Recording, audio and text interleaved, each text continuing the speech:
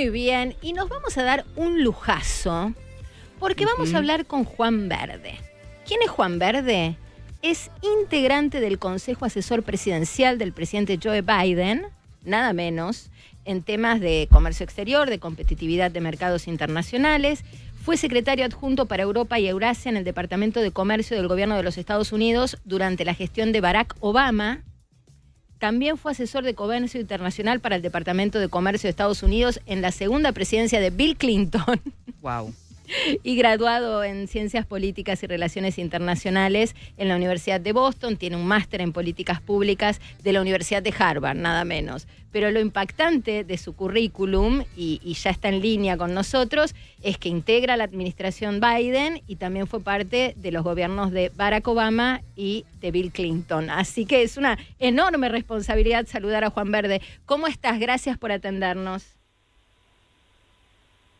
Hola, ¿qué tal? Muy buenas, encantado de saludarlos. Igualmente, igualmente. Bueno, imagino que todavía sigue la revolución en Estados Unidos por la victoria de Trump.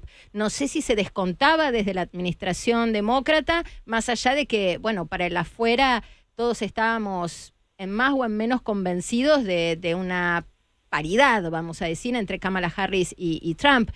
Pasadas las horas, ¿cuál es el balance que hace Juan sobre esto que se viene, que es una nueva presidencia Trump?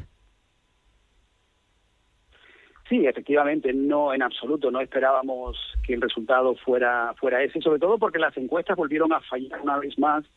El día antes, nosotros que monitorizábamos 19 encuestas nacionales diarias, veíamos que había un empate técnico y que estadísticamente podía pasar de todo. Al final, lo que ocurrió obviamente fue una clara victoria del presidente Trump, pero sí yo diría que tampoco es eso que parece en los medios, ¿no? Lo cierto es que solo ganó con un 52% del voto popular, o sea que hoy en Estados Unidos el 48% de la población ha quedado insatisfecha o por lo menos no contenta con el resultado. Y eso es una señal de un país totalmente polarizado y dividido. Claro, claro.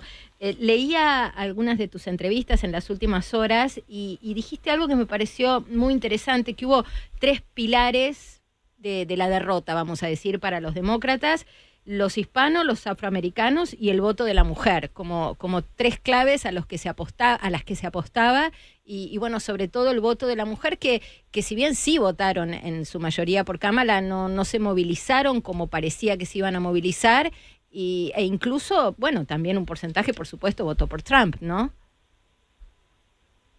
Claro, sí, no, esos pilares que son pilares tradicionales o históricos, son bases históricas del partido, no salieron a votar en los números y con la intensidad que nosotros esperábamos. De hecho, ha mencionado algo muy interesante y es el voto de la mujer, ¿no? Uh-huh. ¿Por qué digo eso? Porque aquí lo que teníamos al final era una lucha entre una procuradora, o sea, una mujer fiscal del estado de California, contra un señor que había sido condenado por abuso sexual a las mujeres. O sea, es increíble, ¿no? Sí. Y que la mujer no haya salido a votar nos ha sorprendido, porque sí, efectivamente, más mujeres votaron por Kamala Harris, pero si el mismo número de mujeres que votó por el presidente Biden hace 4 años, si solo ese mismo número de mujeres hubiese votado por Kamala Harris, hubiesen sido más que suficientes votos para ganar de manera holgada y con mucha facilidad. Entonces, esa parte yo creo que fue un error del Partido Demócrata, asumir que íbamos a contar con un voto oculto, ¿no? Y cuando digo oculto me refiero a esa mujer en un estado republicano que está en un ambiente, una familia republicana, pero que no estaba dispuesta a darle ese voto a Donald Trump por todo lo que había hecho en contra de las mujeres durante los últimos 8 años. Y sí, yo diría que esos fueron quizás esos 3 pilares. El otro tema a considerar es que creo que mirando hacia atrás ahora debimos haber cambiado de caballo mucho antes, ¿no? Y eso nos puso en una situación también de correr a Biden antes, ¿no? 90 días. Lo digo con respeto al presidente, ¿no? Pero en términos electorales. Sí, totalmente. Claro. Y eso nos puso mucha presión en tener que hacer una campaña en un país de 350 millones de habitantes en tan solo 90 días, lo cual no es una labor fácil. Bueno, especulando, entiendo, Juan, que habrás tenido algún contacto con Kamala después de la derrota, que bueno, habrán hecho un balance dentro del partido y no sé si ¿confías en su futuro político siendo una mujer joven o hay una suerte de descarte en esto de que las campañas se devoran a los candidatos y que pase el que sigue?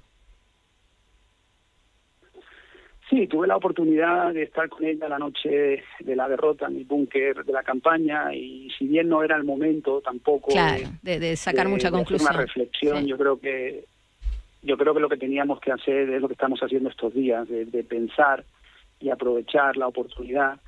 Y digo una oportunidad porque en la política a veces se gana y a veces se pierde. Hemos perdido y tenemos que hacer ahora un análisis muy, muy objetivo de dónde nos hemos equivocado, qué hemos hecho mal, y qué tiene que hacer el Partido Demócrata ahora de cara a los próximos 4 años para que volvamos a conectar con ese segmento de la población que no votó por nosotros y que históricamente ha sido un voto del Partido Demócrata, ¿no? Pero en cuanto a ella en particular, efectivamente es una mujer joven, tiene mucho recorrido todavía por encima. Sin embargo, Estados Unidos históricamente no suelen haber una segunda oportunidad para los candidatos presidenciales que pierden. Claro. Obviamente eso está cambiando, y el caso perfecto sería el caso de Donald Trump, que no solo perdió la última vez, sino que después de eso había sido condenado en varias ocasiones, ¿no? Claro. Y eso ya te lo pregunto. Pero yo creo que eso se puede cambiar. Sí, adelante. No, perdón, la interrupción, tenemos un poquito de delay por la distancia. Justo me diste el pie con el tema de la condena a Trump, que fue posterior a su derrota anterior y todavía enfrenta procesos judiciales. ¿Cómo es en el sistema norteamericano esta posibilidad de que acceda a la primera magistratura un ciudadano condenado y enfrentando procesos, es decir, con causas pendientes? ¿Esto es una cuestión, es un problema? ¿Podría generar algún problema institucional en el corto plazo? Tendremos que verlo, pero quizás como anécdota contarte que efectivamente él tenía 2 condenas, pero el juez en ambos casos había tomado la decisión de no emitir, o sea, si bien lo habían encontrado culpable, no habían emitido la condena, y los jueces en ambos casos habían decidido hacerlo después de las elecciones para despolitizar el proceso. El proceso, ¿no? Sí, que él usó a su favor, además, porque lo decodificó como persecución política, y las señales de noticias en Argentina hemos hecho mucha cobertura de calle en distintas ciudades de Estados Unidos, y no parecía ser una cuestión presente, ¿no?, a la hora de definir el voto. Quien decía que votaba a Trump daba sus razones, básicamente vinculadas a la economía. Los partidarios de Kamala hablaban de los derechos de la mujer o de algunas cuestiones vinculadas a la política migratoria de Trump que no les cerraban, pero no apareció demasiado en la opinión ciudadana el tema de las condenas. No, para nada. De hecho, las encuestas al final fue un tema que no fue lo suficientemente significativo. Y quizás la anécdota que quería comentar es que en Estados Unidos la Constitución le permite al presidente el poder de indulto una vez que llega a la presidencia. Y quizás la parte más rara de todo esto es que obviamente esa ley se hizo para terceros, ¿no? Claro. Pero en este caso los expertos legales opinan que él va a poder autoindultarse.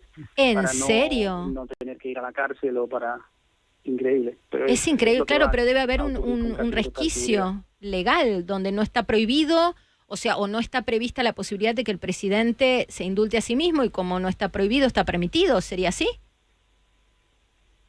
Efectivamente, lo has escrito de una manera exacta. En la ley de Estados Unidos, que se basa en los antecedentes, efectivamente la ley no tenía previsto un caso donde el presidente se pudiera autoindultar, y todos los expertos legales coinciden en que esa será probablemente la resolución de sus casos criminales. Ahora, es increíble porque uno piensa, perdón la sorpresa, uno piensa en la potencia de la institucionalidad en los Estados Unidos y en el poder de sus instituciones, y lo voy a decir con cariño, pero es más de República Bananera que otra cosa lo que nos estás contando. Suena casi a delirio de Maduro, o lo que hubiera sido un delirio chavista en su momento, ¿no? Esto de poder indultarse a sí mismo, ¿no parece propio de semejante historia y de semejante estabilidad institucional? Totalmente de acuerdo, pero también creo que hay que tomar en consideración en qué momento se desarrolló la Constitución de Estados Unidos y el contexto de la historia, más de 200 años. Yo creo que jamás jamás nadie se le hubiese ocurrido una situación como esta, ¿no? Es muy impresionante lo que nos contás. No hay un precedente legal. Muy impresionante.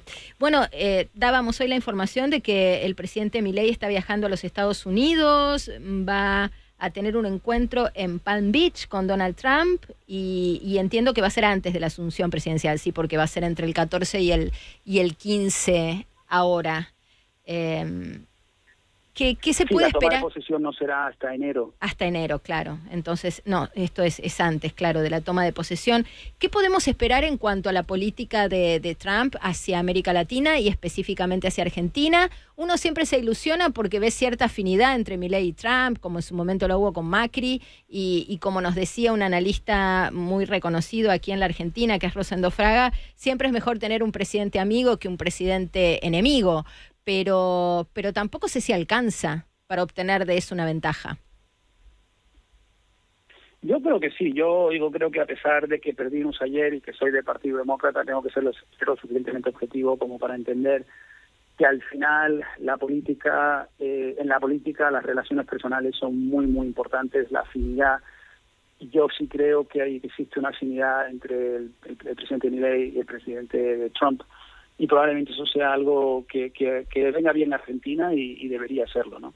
Sin embargo, creo que lo que podemos esperar en los próximos 4 años es una política exterior de Estados Unidos muy diferente, sí, claro, a la actual. La actual se basa en el consenso, en las alianzas estratégicas, en los acuerdos, en el papel que debe jugar las Naciones Unidas, las instituciones multilaterales, y eso yo creo que empieza ahora a deshacerse. Claro. Según sus propias palabras, sí. La prioridad de Estados Unidos tiene que dejar de ser el multilateralismo y pasar a ser de manera unilateral America First, o sea, lo que verdaderamente le interesa a Estados Unidos. Y entiendo que esa no es quizás la mejor forma de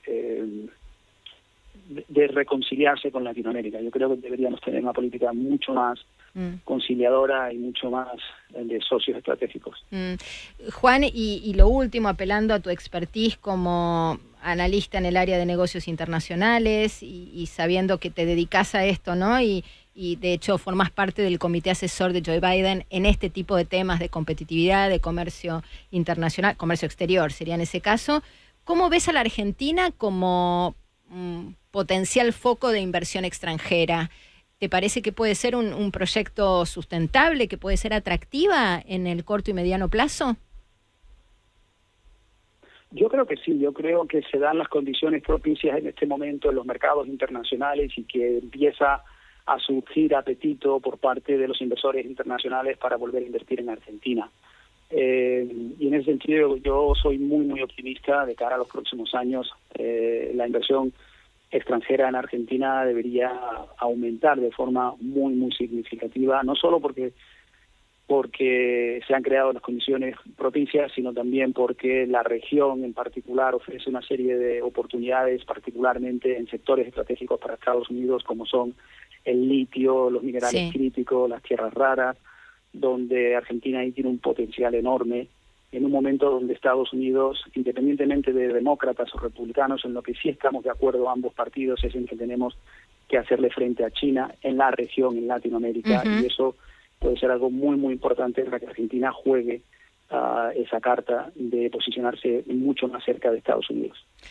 Juan, muchísimas gracias por la comunicación, un placer hablar contigo. Bueno, le contamos a la gente que sos parte del Consejo Asesor del presidente Biden, que además trabajaste con Barack Obama en la segunda presidencia de Clinton, bueno, también junto a Hillary Clinton, la exsecretaria de Estado, con Al Gore, con John Kerry, con Ted Kennedy, o sea, tenés una enorme experiencia en las altas esferas de la política internacional, en este caso del gobierno norteamericano, así que un honor tener tu mirada en el programa y aquí en el Observador 107.9.